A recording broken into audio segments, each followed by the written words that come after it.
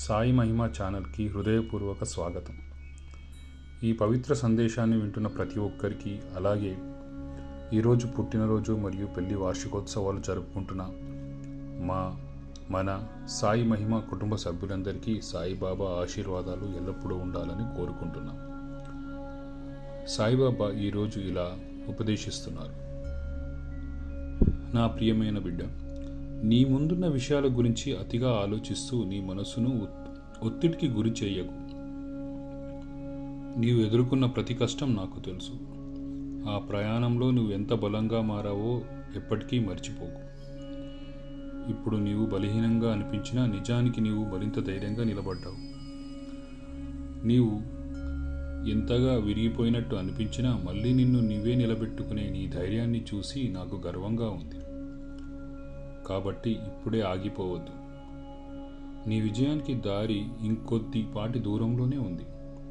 ప్రతి విజేత కూడా ఒకప్పుడు ఓటమిని ఎదుర్కొన్నవాడే, కానీ పోరాటాన్ని వదలలేదు.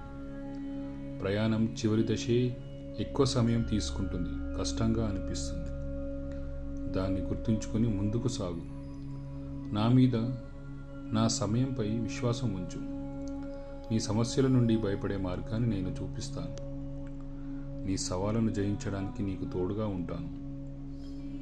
నేను అందించే సానుకూల శక్తి మరియు ప్రేమ నీ గాయాలను మాన్పి నీ బాధలను తొలగిస్తుంది.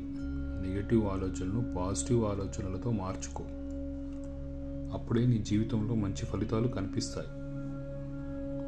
ఆందోళన చెందడానికి ఉపయోగించే శక్తినే సానుకూలంగా ఆలోచించడానికి ఉపయోగించు. అప్పుడు నీ జీవితంలో స్పష్టమైన మార్పు కనిపిస్తుంది. నీ విశ్వాసాన్ని మరింత బలపరుచుకో. నేను నీతో ఉన్నప్పుడు ఏదైనా సాధ్యమే అనే నమ్మకం కలిగి ఉండు.